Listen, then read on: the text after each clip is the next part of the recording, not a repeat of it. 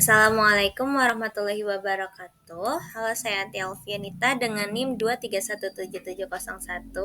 Saya sebagai mahasiswa PPG Prajabatan PGSD gelombang 1 tahun 2024. Di sini saya akan menjelaskan sedikit lebih jelas tentang hasil analisis dan modifikasi terhadap modul ajar dari mata pelajaran bahasa Inggris fase A kelas 2 untuk memenuhi ujian tengah semester pemahaman perkembangan peserta didik. Baik, langsung saja. Hasil modifikasi atau hasil analisis ini berdasarkan pada perkembangan dan pertumbuhan peserta didik dan juga dalam lingkungan konteks berkelompok.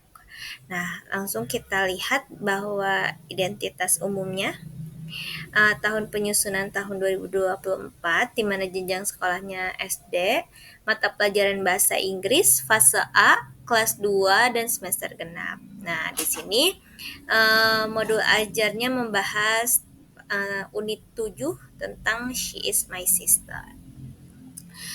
Dari hasil analisis yang telah saya telaah, dapat diketahui yang pertama pada profil pelajar Pancasila. Nah, pada profil pelajar Pancasila ini sebaiknya disesuaikan lagi dengan kegiatan pembelajaran yang ada pada modul ajar tersebut. Nah, seperti yang telah saya analisis, saya tidak menemukan bahwasannya konteks beriman, bertakwa kepada Tuhan dan juga kebinekaan global ada pada kegiatan pembelajaran ini, sehingga lebih baik bahwasanya profil pelajar Pancasila itu lebih diyakinkan dan lebih dikontekstualisasikan sesuai dengan kegiatan pembelajaran yang ada gitu. Jadi maka di sini poin beriman dan kebinekaan global saya hapus menjadi profil pelajar Pancasilanya hanya mandiri, bergotong royong dan kreatif. Nah, mandiri di sini di mana nanti ada tugas individu. Peserta didik harus mampu menyebutkan, mengidentifikasi secara individu dan juga nanti ada bergotong royong di mana pembelajarannya itu dilaksanakan secara berkelompok dan kreatif ya. Tentu dalam mata pelajaran ini ada juga kegiatan di mana kita diajak untuk bernyanyi. Nah, sebagai salah satu menumbuhkan kreativitas kita. Selanjutnya hasil analisis selanjutnya ada pada model pembelajaran yang mana sebelumnya kita bisa lihat di modul sebelumnya hanya menuliskan model pembelajaran secara tatap muka. Memang betul sekali bahwasannya karena di sini kita tidak sedang terjadi kendala situasional yang mengenai COVID atau mengenai pembatasan keluar rumah. Jadi memang di mode pembelajaran dilaksanakan secara tatap muka.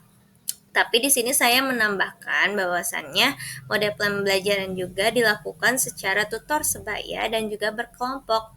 Tutor sebaya dan kelompok ini memang dua hal yang mirip, namun tutor sebaya ini lebih mengorientasikan pada peserta didik secara berpasang-pasangan, belajar secara berpasang-pasangan. Jadi ketika ada peserta didik yang sudah mampu, yang sudah lebih mencapai dari target tujuan pembelajaran, dia bisa membantu temannya yang lain untuk belajar juga untuk belajar juga untuk memenuhi tujuan pembelajaran tersebut dan juga ada berkelompok ya.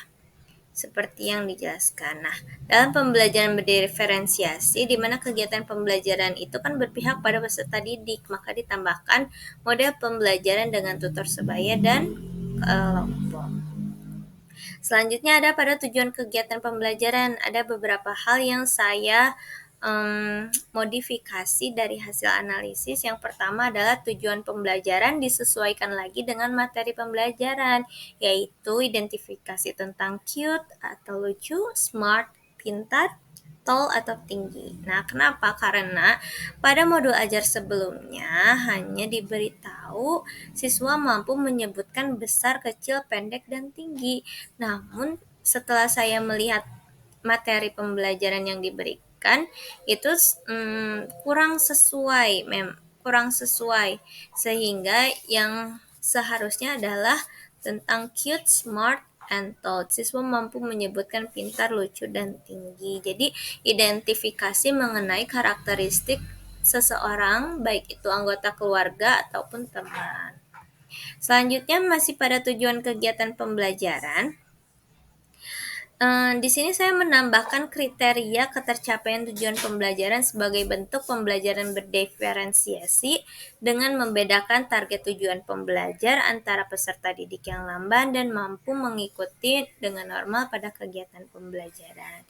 Nah, di sini saya jelaskan yang bagian 1 gitu ya, itu siswa mampu membaca pintar, lucu, dan tinggi dengan benar. Nah, ini kriteria ketercapaian tujuan pembelajaran pada peserta didik yang dianggap lamban dalam mengikuti pembelajaran. Selanjutnya, siswa mampu menyebutkan pintar, lucu, dan tinggi dengan benar, yaitu untuk peserta didik yang mampu mengikuti pembelajaran dengan normal.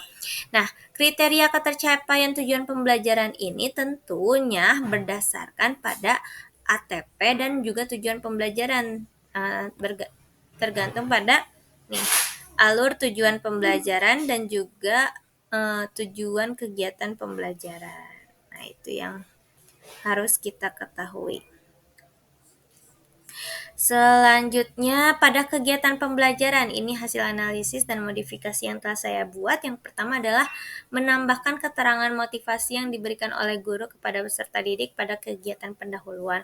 Agar tidak terjadi miskonsepsi tentang motivasi yang diberikan, tentu kan harus berhubungan dengan sesuai materi yang akan diajarkan. Nah, di sini sebelumnya guru memberikan motivasi kepada siswa terkait "She is my sister", hanya seperti itu saja. Tapi saya menambahkan bahwa bentuk motivasi itu kita mengenalkan bahwasanya kita harus saling mengenal dengan anggota keluarga ataupun teman dengan mengidentifikasi dan menyebutkan anggota keluarga atau teman kita. Nah, selanjutnya hasil analisis kedua dari kegiatan pembelajaran itu adalah menambahkan nada lagu Ampar-Ampar Pisang pada kegiatan bernyanyi dengan maksud tetap menambah pembelajaran berbasis CRT atau Culturally Responsive Teaching.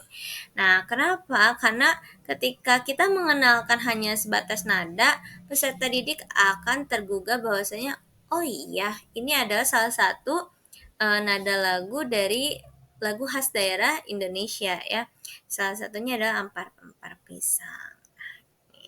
Kita membangkitkan budaya meskipun dalam pembelajarannya kita sedang belajar bahasa asing, yaitu bahasa Inggris. Selanjutnya, pada kegiatan pembelajaran juga mengubah kegiatan individu pada identifikasi gambar pada poster menjadi kegiatan berkelompok. Karena runtuyan kegiatan pembelajaran itu banyaknya lebih individu, maka di sini saya membuat kegiatan identifikasi gambar pada poster ini dibuat secara berkelompok, karena kan kita mau bahwasanya peserta didik itu dapat menumbuhkan rasa untuk menghargai pendapat, untuk berpendapat, dan juga untuk menyatukan pendapat gitu ya. Karena pada identifikasi gambar tentu akan berbeda satu sama lainnya, seperti itu. Nah, mungkin itu saja yang dapat saya sampaikan mengenai hasil modifikasi dan juga analisis dari modul ajar yang telah saya analisis. Kurang lebihnya mohon maaf. Dan untuk hasil modifikasinya akan saya lampirkan juga pada laman LMS. Terima kasih banyak. Wassalamualaikum warahmatullahi wabarakatuh.